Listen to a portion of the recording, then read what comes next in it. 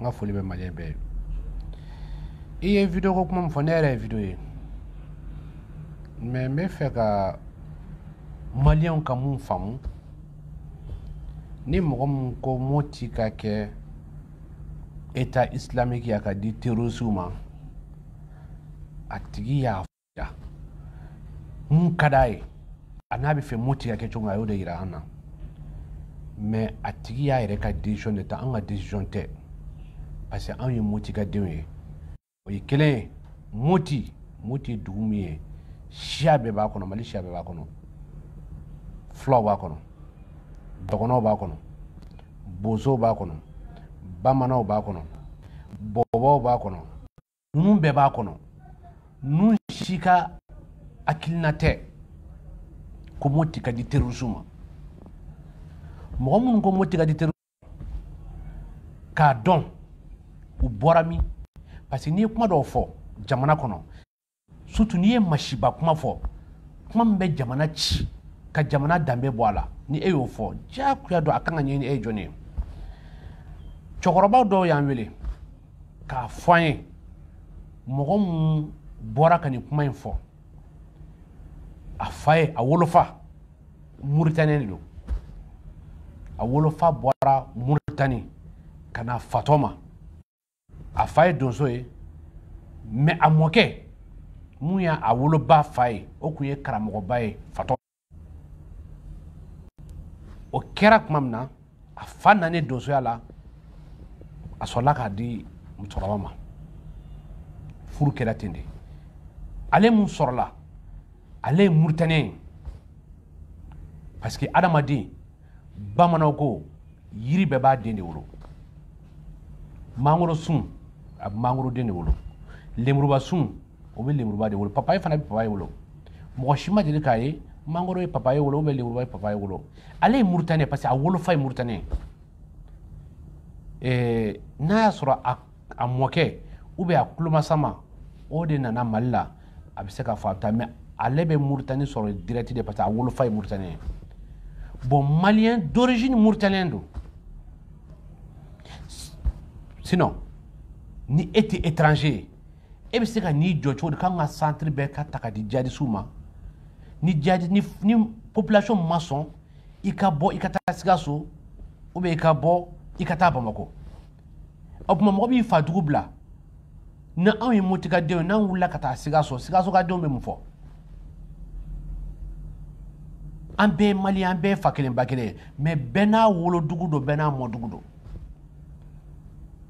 an ka dugu bɛ yen an mɔkɛw an tulomasamaw a bɛ komi sisan ne filɛ ne fa tɔgɔ Ala ye Ala ye fa tɔgɔ Nuhu Nuhu fa tɔgɔ Hamadi fa tɔgɔ Kule fa tɔgɔ a bɛɛ ten quoi ne ye n fa tɔgɔ fɔ kɛ n tulomasama fɔ k'a fa hali n fa mɔkɛ fɔ sisan minnu ye nin kuma in fɔ u mɔkɛ tɛ yan u tulomasama tɛ yan u faw de nana yan bon Mali Moti centre te di jihadistes ma u k'a kɛ centre islamique ye fo na anw banna tant que an bɛ balo la an tɛ Moti di jihadistes ma fo ka diɲɛ wuli wa n bɛ mun ɲini Mali gouvernement fɛ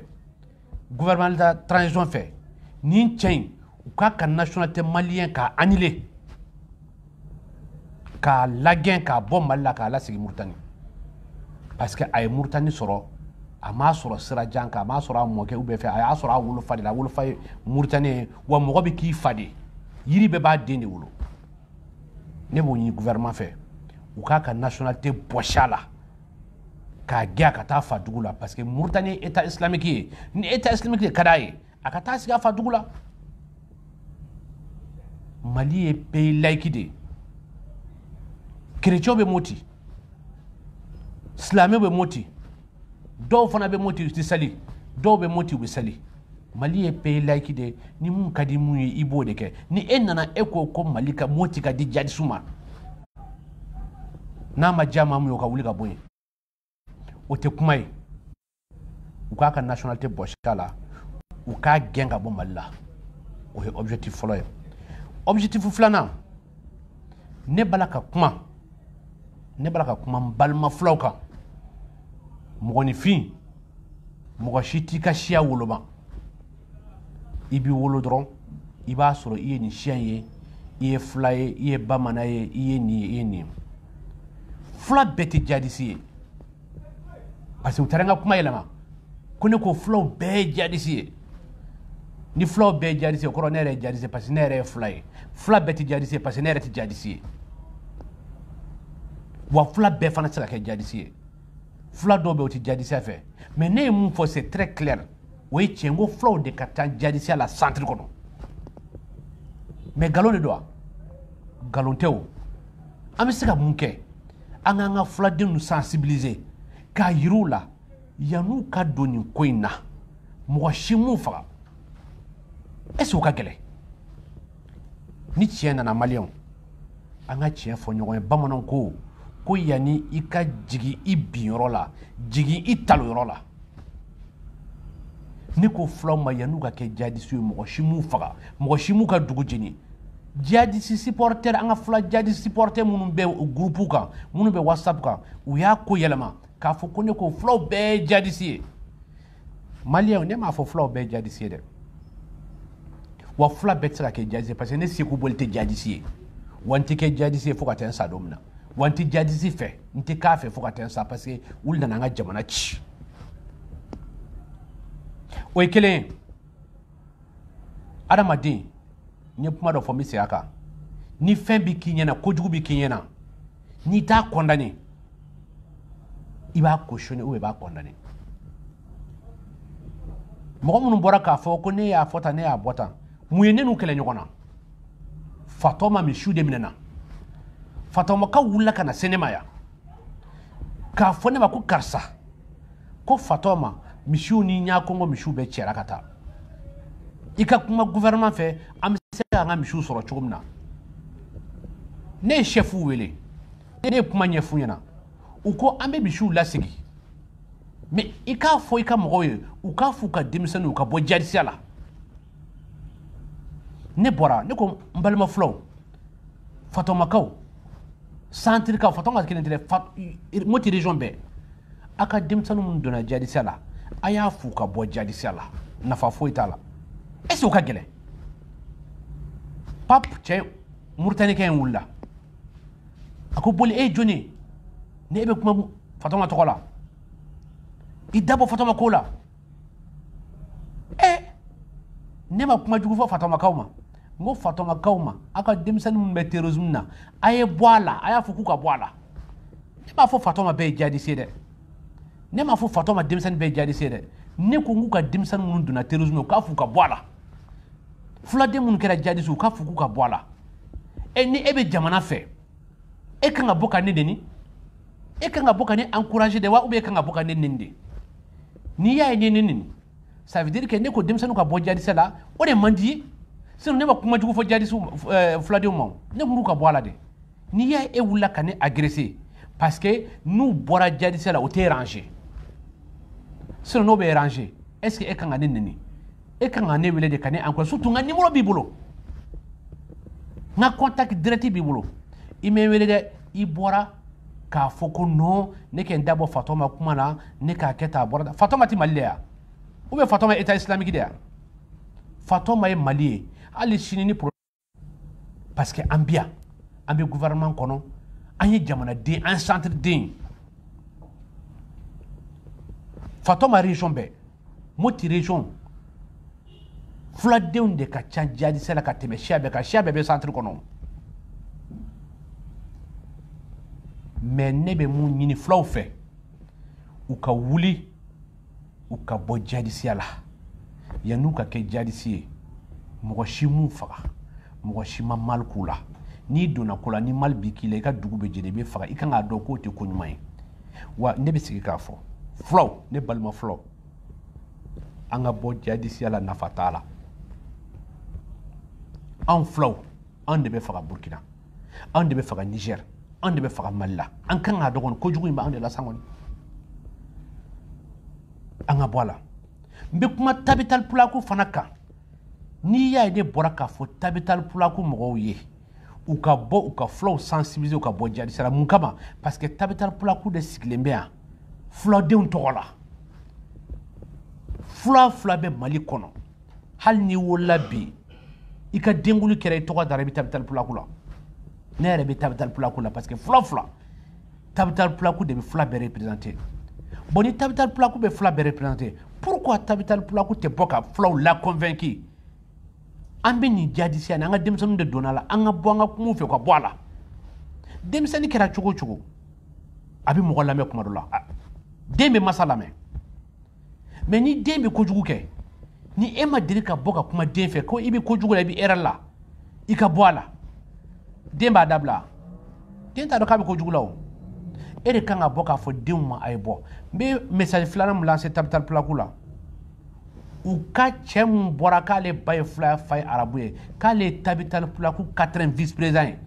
a ko k'a kumana Tabital Pulaku de tɔgɔ kan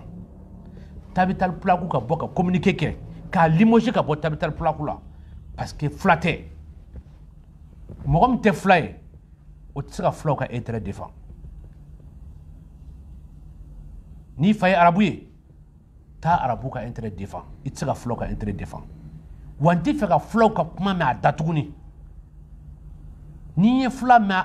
n y'a mɛn a b'a la ka fulaw ka kuma fɔ tuguni justice bi yan n bɛ mun kɛ n b'a dɔn n bɛ taa n'a ye justice la parce que i tɛ se ka taa kuma fulaw tɔgɔ la k'a sɔrɔ i tɛ fula ye ne dun k'a ta n buruju fo ka n'a bila n fa ni n ba a bɛɛ fula ɲagami fosi tɛ n na e dun tɛ fula ye e ko k'e bɛ kuma fulaw tɔgɔ la n b'a ɲini Tabital Pulaku chef fɛ k'u ka responsabilité ta k'a limoger ka bɔ Tabital Pulaku la e bɔsi a la k'a gɛn parce que na nin façon ma gɛn a b'an ka jamana tiɲɛ an bolo parce que ale bi yan ka jihadistes soutenir de mɔgɔ min ko centre bɛɛ ka di jihadistes ma ko Nigéria ye fédération bɛ yen Nigéria ye Mali ye Mali ye fédération bɛ Nigéria mais fédération tɛ Mali la o pourquoi Mali ka di état islamique ma Mali tɛ di état islamique ma bi Mali tɛ di état islamique ma sini ne b'a ɲini Mali gouvernement fɛ fana n bɛ segin a kan tuguni u k'a ka nationalité bɔsi a la parce que il est nationalité malien d'origine mauritanien a bɛ Mauritanie sɔrɔ ka taa sɔrɔ sira jan kan a wolofa de y'a ye mɔgɔ dun y'i fa de yiri bɛɛ b'a den de wolo komi état islamique ka d'a ye a ka wuli a ka taa Mauritanie a ka taa sigi a sigiyɔrɔ la an tɛ fɛ k'a da ye Mali ko kuma foyi la bilen parce que a y'a yira n na a tɛ Mali fɛ ni terroristes nana ka na sigi Mali la ni Moti dira terroristes ma n'u installe la n'u ye fanga sɔrɔ u b'u ɲɛsin Bamako ma n'u ye fanga sɔrɔ Moti dɔrɔn u bɛ na Bamako bon an tɛ hali Mali sibiri diw ma n'an bɛ balo la n'an tɛ balo la fana a banna mɔgɔ n'i sara i tɛ se ka fosi kɛ tant que n'an bɛ balo la. Segu o b'a to an ye ɲininkali kelen fana k'i la tuguni i ye video dɔ kɛ semaine tɛmɛnen na i ko ko fulaw de ka ca jadisi la kosɛbɛ i kelen kɔ k'o video in kɛ yali i ni fulaw cɛ kɛra cogo di o kɔfɛ. fula minnu bɛ jamana fɛ fula minnu bɛ Mali fɛ a diyara olu ye mais fula jihadistes ninnu a ma diya olu ye olu wulila ka campagne kɛ ka neniw kɛ ka sɛbɛnniw kɛ ka journaliste dɔw yɛrɛ bila ka ne tɔgɔ tiɲɛ k'a fɔ ne ko fulaw bɛɛ ye jihadiste ye ne ye bandi ye ne ye nin ye Ala de bɛ tiɲɛ dɛmɛ mɔgɔninfin i kɛra cogo o cogo i bɛ se ka mɔgɔw nɛgɛ mais i tɛ se ka Ala nɛgɛ ne bɛ mun fɔ Ala ka tiɲɛ dɛmɛ nin tɛ fulaw la ka tɛmɛ ne kan parce que ne buruju bɛɛ ye fula ye ne cousin directs u bɛ centre kɔnɔ dɔw bɛ u fa ni fa ye fa kelen ba kelen dɔw bɛ u ba ni ba ye fa kelen ba kelen tɔɔrɔ bɛɛ b'u kan mais ni fulaw ma bɔ jihadisiya la est ce que tɔɔrɔ bɛ wuli ka b'u kan wa ne b'a la ka kɛlɛ mun kɛ n taara k'a kɛ mɔgɔ si ye n b'a la k'a kɛ n yɛrɛ de ye parce que ne sinji ni n balimaw de bɛ burusi kɔnɔ yen ni n ma wuli ka kɛlɛ kɛ fulaw ka bɔ jihadisiya n b'a dɔn u tɛna to yen o de y'a to fulaw anw de donna jihadisiya la an ka jɔ an ka Ala fɔ jamana tɛ se ka jɔ nkalon kan an ka tiɲɛ fɔ fulaw ye an ka bɔ jihadisiya la parce que an nɛgɛra k'an bila jihadisiya la e ni Ala cɛ i bɛ na i fa dugu i ba dugu i bɛ na ka na muso minɛ danganda la ka busan ke k'u bugo k'u ma fini fiman don i bɛna ka na jaka minɛ k'a feere ka taa marifa san i bɛ n'i ka dugu ci o tɛ nɛgɛli ya nɛgɛli bɛ tɛmɛ o kan i bɛ bɔ i bɛ t'i ka jamana sɔrɔsiw de kɛlɛ k'olu de faga k'e jadisi Allahu Akbar ye mun ye dɔw bɛ terrorisme la fuladen dɔw b'a la u ma kalan kuranɛ na u t'a dɔn hali Allahu Akbar yɛrɛ n'i y'a ɲininka Allahu Akbar kɔrɔ yɛrɛ Ala ka bon u t'a dɔn mais n'o hakilinata donn'u kunkolo la ne hakilila n'anw ye cadre ye anw ye cadre fɔlɔ an bɛ Bamakɔ yan an ka baara fɔlɔ kan ka kɛ mun ye k'u sensibiliser k'a f'u ye a donna ko la nin tɛ ko ɲɛnama ye aw y'a sɔrɔ aw faw t'a la aw baw t'a la aw tulomasaw ma deli ka nin kɛ a ye bɔ nin na nin t'an danbe ye mais ni ne y'o de fɔ ni fula cadre ma bɔ ka campagne kɛ k'a fɔ fulaw ka bɔ jadisa la soit i bɛ jadisiw fɛ sinon kɔni ne m'a ye kun min na i t'a fɔ quoi i bɛ Bamakɔ yan de o mɔgɔ si tɛ ka n'i faga yan o mais pour que an tɛ bɔ ka campagne kɛ k'a fɔ fulaw ka bɔ jadisa la ne kɔni b'a fɔ wa an k'a bila an kunna fana jadisi tɛ se ka mɔgɔ faga ni do ma se bon ne t'a dɔn arabu de don mɔgɔ bɛ bon ne tɛ se k'a fɔ jadisi don ne tɛ se ka jadisi a kɔni y'a ka avis yira e yɛrɛ b'o dɔn ka tɛmɛ diɲɛ maa bɛɛ kan e yɛrɛ ma se i ka question poser ne kɔnɔ e yɛrɛ bolo e yɛrɛ journalisme ye ne ɲininka a ko k'u ka moti di jadisiw ma e yɛrɛ don sisan e yɛrɛ fɛ jadisi don ou bien jadisi tɛ ne b'o question poser kan han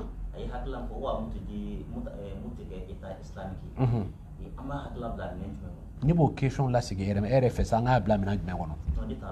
e t'a dɔn ne yɛrɛ t'a dɔn ne kɔni bɛ se ka min fɔ o ko video in ma kɛ sisan video kɔrɔ a kɛra kɔrɔlen o a kɛra kura ye o i bɛ se mun fɔ kan video kɛra kɔrɔlen video kɛra kura ye mɔgɔ b'i ŋaniya de yira a ka ca Ala fɛ mɔgɔ bɛ mun fɔ a da la o de b'a ŋaniya kɔnɔ fɛn b'i dusukun kɔnɔ i b'o de bɔ kɛnɛma n'i da ye n'i y'a ye i ko k'u ka moti di u ma k'u ka sariya kɛ k'an tɛ se k'u bɔ maliyɛnya la mɔgɔ min bɛ marifa ta ka malidenw faga mɔgɔ min bɛ marifa ta k'an ka sɔrɔsiw faga k'an ka jugew faga k'an ka population civile faga ka forow jeni ka malow jeni ni e ko ko ka dugu don olu ma olu k'u ka sariya kɛ est ce que e bɛ Mali fɛ n b'o question poser kunna monsieur le journaliste e b'a dɔn ka tɛmɛ maa bɛɛ kan han sisan e bɛ ka kɛlɛ ye centre bɛ se ka lakana cogo min na tuloba ninnu fana ka kɛlɛ an ye tuloba fana video 2 bɛɛ kɛ nin semaine yɛrɛ kɔnɔ aw ni olu cɛ bɛ cogo di e yɛrɛ n'olu cɛ bɛ cogo di problème ne ni tuloba ninnu problème foyi t'an cɛ parce que tuloba ninnu an bɛna jɛ ka baara kɛ ne ni tuloba an b'an bolo di ɲɔgɔn ma ne bɛna ni fuladenw ye tuloba bɛna ni dɔgɔnɔdenw ye an b'u fara ɲɔgɔn kan ka patrouille kɛ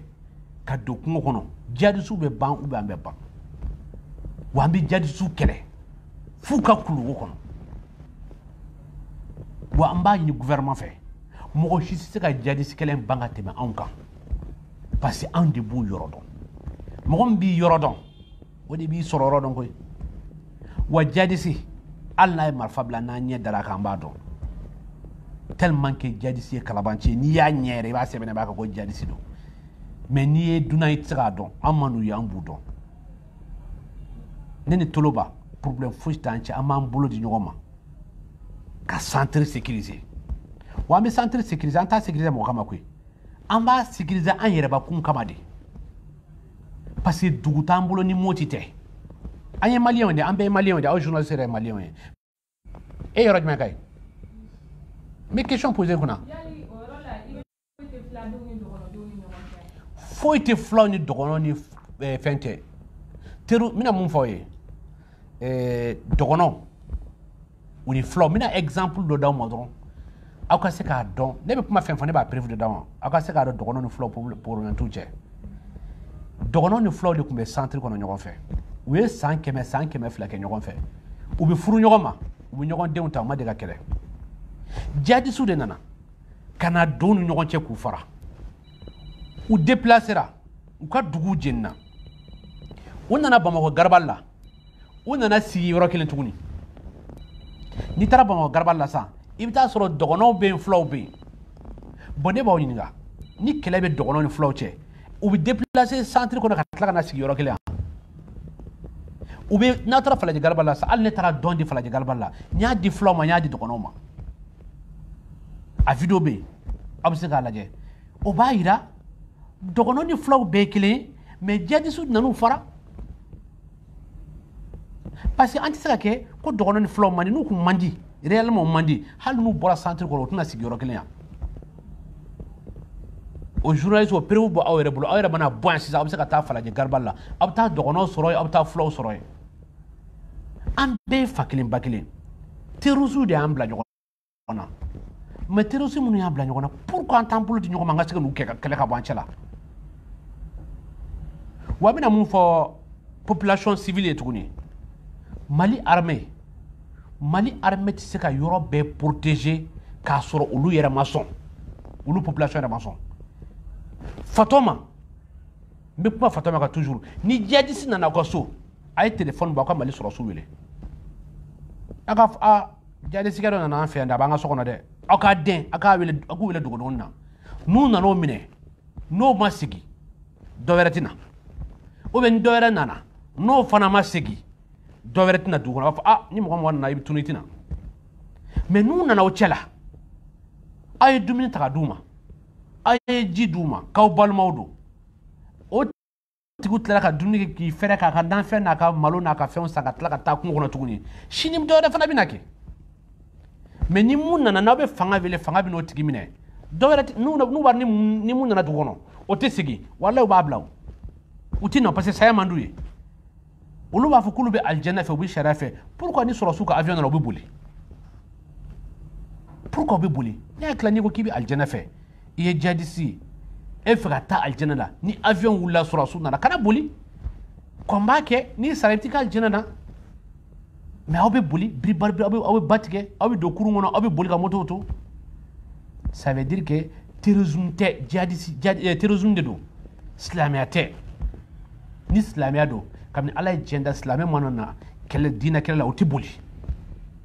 ninnu bɛ boli ninnu tɛ silamɛw ninnu nana de ka Mali ci o don an bɛ message mun lancer population civile ma u k'u bolo da an ka gouvernement ma fulaw u b'a la k'aw dɔw kunkolo la ko Mali armée y'aw jugu ye Mali armée tɛ fulaw jugu ye parce que armée la fulaw b'a la Mali siya bɛɛ bɛ armée kɔnɔna la jihadistes de y'an jugu ye dɛ. Monsieur Boli an ka armée. oui. ni jihadistes bɛ yɔrɔ min na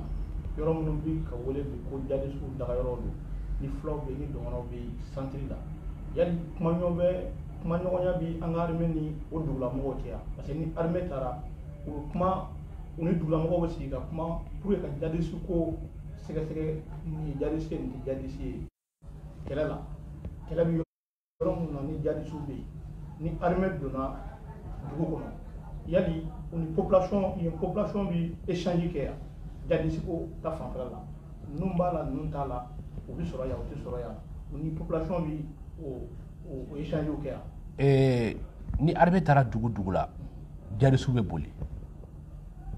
armée tɛ jihadistes sɔrɔ yen jihadistes bɛ boli o de la ne b'a fɔ ko jihadistes tɛ cɛ ye n'aw ye cɛ ye n'aw ko k'aw bɛ armée de kɛlɛ ni armée taara dugu la pourquoi aw tɛ armée kɛlɛ sisan i ye kuma fɔ n bɛ exemple kelen d'i ma ɔwa armée taara ka taa avion na ka taa jigin dugu kɔnɔ u jiginnen dugu kɔnɔ jihadistes ye ba tigɛ yɔrɔ min na dɔrɔmɛ 20 bɛ kurun tigɛ u ye 200 de sara ka se ka kurun tigɛ ka boli sɔrɔsiw nana ka na sɔrɔ u ye jaka don du dɔ kɔnɔ 15 tonnes a bɛ yen sɔrɔsiw y'a ta ka taa n'a ye Sevare mais jihadistes ninnu seginna dongo ka taa ɔwakaw nɔfɛ ko wayi ko sɔrɔsiw ye ɔwakaw ka malo de ta k'u m'olu ka malo ta ko bon ka ultimatum d'u ma k'u bɛ 10 jours d'u ma ko k'u ka malo sara ou bien u ka 5 millions sara ou bien u bɛ dugu ci ka bɔ yen bon dugulamɔgɔw aw kan k'a dɔn armée nana armée ma kuma aw fɛ armée ye malo de ta u ka jagaw ta ka taa n'a ye armée bɛ se ka tiri k'aw kan armée bɛ se k'aw faga armée m'o kɛ parce que armée bien k'aw protéger mɔgɔ minnu nana ko armée taara n'u ka malo ye k'u bɛ aw faga ou bien a bɛ wari sara aw kan k'a dɔn olu de y'aw jugu kɔni sinon n'u dun t'aw jugu ye armée de nana u ka fɛn ta u ka taa nɔfɛ a bɛ armée de bolo u ka taa armée nɔfɛ pourquoi u b'aw population civile tɔɔrɔ bon aw population civile fana aw kan o de famu ka don nin toro min flanka nu mo jihadiste de bala ka la sama sani mun nana dugu kono abe armée wele aya u nana de armée be avion takana nu goshira la chien kelen chien fla be ba akana sirunye jihadiste ikana sir dan bisira jihadiste antika kuma yare amanda de ante sina jihadiste ni kilo ba nyen bila san to do so nu ye bila ni yo ne bɛ kumakan mun f'u ye u ka jihadistes kɛlɛ jusqu'à dernier degré suro donso dɔ ye ne wele Somadugu o ye sɔrɔ dɔrɔn u ye fula dɔw passé ma fula minnu b'u ka dugu kɔnɔ ne ni fula ninnu kumana n y'a sɔrɔ u bɛ n woloba dɔn u bɛ n fa dɔn u bɛ n bɛnkɛw dɔn n ba kɔrɔkɛ dɔ bɛ yen fa kelen ba kelen karamɔgɔ don a ye kalan kɛ muso in fa bolo Maliki Jongo Somadugu a ye wele sɔrɔ a y'a tigi passé ma n tɛ fɛ k'a tigi tɔgɔ fɔ a tigi ka sécurité kama jihadistes kana taa mal k'a tigi la a ko boli Maliki Jongo yɛrɛ ko boli ko anw ye dɔgɔnɔw ye an y'i ka kuma mɛn mais anw tɛ fulaw faga anw bɛ jihadistes de faga ko fula dɔ bɛ yan dugutigi don ko hali bi fula dugutigi don ale de bɛ dugu n'a mago bɛ dugukolo la an bɛ taa ale de fɛ ale de b'a d'an ma ko n bɛna t'u pasi ma a taara cɛkɔrɔba tɛ yen a ye cɛkɔrɔba muso pasi ma ne ni cɛkɔrɔba muso kumana fulakan de la wa n y'a sɔrɔ a bɛ n ba dɔn a bɛ n fa dɔn a bɛ n somɔgɔ bɛɛ dɔn yɔrɔ kɔni n'u bɛ fulaw de faga kɔni u bɛ taa ka taa ninnu fana tɛ se ka t'u kɛrɛfɛ mais ko in kɛra so dɔ dɔrɔn kɔrɔ ko in ye n dépassé n bɛ mun f'u ye dɔgɔnɔw fulaw bamananw bosow bɔbɔw Mali siya bɛɛ jugu t'an na ni jihadistes tɛ an k'an bolo di ɲɔgɔn ma an ka jihadistes ninnu kɛlɛ o de bɛ se ka na ni bɛn ye jamana kɔnɔ.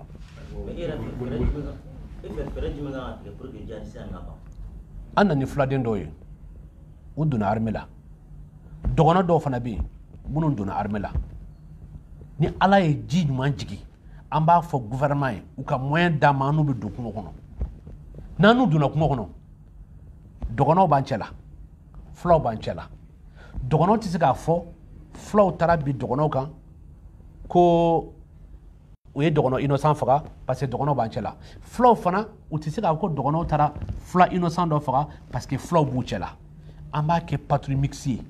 ka don kungo kɔnɔ an bɛ ban ou bien jihadistes bɛ ban mais an b'a dɔn jihadistes de bɛ ban parce que an b'u yɔrɔ dɔn an bɛ fɔ an b'o laɲini ɲini gouvernement fɛ ni Ala ye ji ɲuman jigin an bɛ don burugu kɔnɔ an ni dɔgɔnɔw ani fulaw ani bozow Mali siya fɛn fɛn bɛ yen mun a bɛ ban n bɛ layidu d'aw ma n tɛ kuma ka ɲinɛ Ala kɔ mɔgɔ si t'a dɔn sini bɛ na ni mun ye ni Ala tɛ ni Ala ye si d'an ma f'an ye jijali kɔnɔ ni gouvernement bɛ segin a kan ni gouvernement sɔnna an ka kuma ma ka moyen d'an ma ni jihadisiya ma ban centre kɔnɔ 6 mois n tɛ kuma réseau kan bilen n tɛ kuma fosi kan fo ka taa bɔgɔ don tulo la 6 mois masina kɔni terrorisme bɛ ban n'a ma ban n tɛ kuma réseau kan bilen fo ka taa saa se ma ni gouvernement condition ni gouvernement sɔnna an ka kuma ma an ka denmisɛnnin minnu donna armée la ɲina recrutement spécial la dɔgɔnɔden minnu donna recrutement spécial la u b'u bɛɛ mobiliser k'u d'an ma an ka don kungo kɔnɔ jihadistes fulaw tɛ se k'a fɔ ko dɔgɔnɔw nana bin fulaw kan parce que dɔgɔnɔw b'a la fuladenw yɛrɛ bɛ yen fuladenw fana tɛ se k'a fɔ dɔgɔnɔw fana tɛ se k'a fɔ ko fuladenw taara bin dɔgɔnɔw kan parce que dɔgɔnɔdenw fana b'a la an bɛɛ an b'a yira an bɛɛ fa kelen ba kelen an bɛ don kungo kɔnɔ mɔgɔ jugu n'an y'a ye an bɛɛ b'a dɔn mɔgɔ jugu an bɛɛ b'a kɛlɛ ɲɔgɔn fɛ a bɛ ban o dɔrɔn de bɛ se k'a ban n'o dɔrɔn tɛ n'i taara k'i bɛ action dɔ kɛ a fɔli man di mɔgɔw b'a fɔ jihadistes n'u ka manipulation ka bon dɛ u fɔrilen bɛ manipulation na surtout réseau kan réseau de b'u bolo hali ni jihadiste fagara u b'a yɛlɛma k'a fɔ k'i ye population civile faga tellement que u fɔrilen don an de bɛ ɲɔgɔn minɛ k'a dɔn jihadistes de y'an jugu ye ayiwa fɔlɔ ye welewelekan lase ko filadenw ma bɔ jadisela kuma cɛ kuncɛ la i bɛ se ka mun sɔrɔ ka fɔ hali bi n ye welekan min fɔ n ko filaw ka bɔ jadisela n bɛ segin a kan k'a f'u ye tuguni yanni i ka jigin i biyɔrɔ la i ka jigin i taliyɔrɔ la an filaden minnu donna jadisela o de y'a to filaw bɛ faga mais ne bɛ filaw ɲininka dɔrɔn n bɛ question kelen dɔrɔn de poser n balima filaw ye a kuma ka n'u tɔɔrɔ ni tiɲɛ nana tiɲɛ tɛ tiɲɛ ala ka sira de yanni filaw ka kɛ don jadisɛ la ala kaba jɔn ye filaw faga mɔgɔ ye filaw faga jɔn ye fila kelen jumɛn ka dugu jɛnna a ma kɛ ni tiɲɛ nana ne b'a fɔ hali ne kan bɛ tigɛ ne b'a fɔ filaw de ka ca terrorisme na centre kɔnɔ n'o digira mɔgɔ min na i ye jihadiste de o ye Amadu Kufa ka manipulation de don Amadu Kufa de nan'u nɛgɛ k'a f'u ye ko n'u donna na nin ye silamɛ ni ala ko de ala ko ka di fila ninnu ye kojugu kabini ala ye diɲɛ da filaw diinɛ de ka d'u ye u nɛgɛra diinɛ de fɛ mais u yɛrɛ donna u taara sɔrɔ diinɛ mun fɔra ani mun ye réalité ye u nana diinɛ mun sɔrɔ u fa n'u ba la u nana sɔrɔ o tɛ yen o tɛ nin diinɛ ye nin ye diinɛ créé de 2012 diinɛ mun i bɛ karamɔgɔ kan tigɛ diinɛ ka di i donna ka sɔrɔ i donna diinɛ kɔnɔ i taara sɔrɔ diinɛ tɛ munna i ma bɔ munna i ma bɔ parce que faut que i ka mɔgɔ de sɔrɔ mun bi hakilisigi d'i ma i jigi dalen bɛ mun kan o k'a f'i ye k'i ka bɔ i ka na ne y'o de kɛ o n tulo b'a la mɔgɔ dɔw b'a fɔ ko ne ye milice groupe créé ne ma deli ka milice groupe créé kabini ala ye n da faut que n k'o fana justifier maliyɛnw k'a faamu ne ma deli ka milice créé journaliste minnu t'u sigi plateau kan k'a fɔ ye Seku Boli milice ɲɛmɔgɔ don a donna ta bɔ n'u ma fara k'a fɔ ma milice ɲɛmɔgɔ n bɛ plainte k'u kan preuve foyi t'u bolo k'a fɔ ko ne ye milice ne ma deli ka milice créé ne ye filaw wele de n k'u ka bɔ u ka na u ka don DDR la u ka kɛ Mali sɔrɔsiw ye u k'u ka jamana défend ne ye base dayɛlɛ ten de wa ne ye base fɛn fɛn dayɛlɛ gouvernement b'a kalama gouvernement mun taara u b'a kalama wa n ye base dayɛlɛ ten de wa n bɛna preuve fana d'aw ma colonel Boubou Sissoko à l'époque 2018 ale de légionnaire ye Sévaré n ye base mun dayɛlɛ ale de ye élément di yan ka n escorter ka taa yɔrɔ dayɛlɛ ne ye filaw sensibiliser de k'u ka bɔ terrorisme na u ka na n'u ka marifa ye u ka don armée la ani i ye milice créé ka taa fagaliw kɛ ka taa tiɲɛniw kɛ est-ce que o ye kelen ye n k'a mɛn tuguni à partir d'aujourd'hui journaliste dɔ k'a fɔ ma ko n ye milice créé n'i ko n ye milice créé yɔrɔ min i bɛ taa fɔ n ye justice la. ayiwa hali bi an bɛ welewelekan laban min b'i bolo a bɛ se ka kɛ filaw ma an ka kuma kuncɛ. Wele laban min bɛ n bolo ka ɲɛsin filaw ma anw de kɛra jihadisiya ye anw de donna jihadisiya la o de y'a to an bɛ faga n'an bɔra la bi mɔgɔ si t'an faga filaw b'u wele u kana a lajɛ minnu b'a la k'u manipuler k'a fɔ k'u ka don jihadisiya la u niw tɛ ne mun b'a la k'a fɔ u ka bɔ jihadisiya ne de y'u nin ye u ka bɔ u ka na gouvernement pɛrɛlen don k'u pardonner k'u accueillir u kana u k'u ka jamana défend wari bɛ d'i ma i bɛ t'i ka jago kɛ ou bien wari bɛ d'i ma i bɛ t'i ka misi san mais n'i bɛ jihadisiya la i bɛ faga jihadisiya in a tɛna marcher Mali la parce que fo n'an bɛɛ banna tant que an bɛ balo la Mali tɛ kɛ état islamique ye fo ka taa bɔgɔ don an tulo la o de wele k'a bɛ n bolo ka ɲɛsin maliyɛnw ma merci.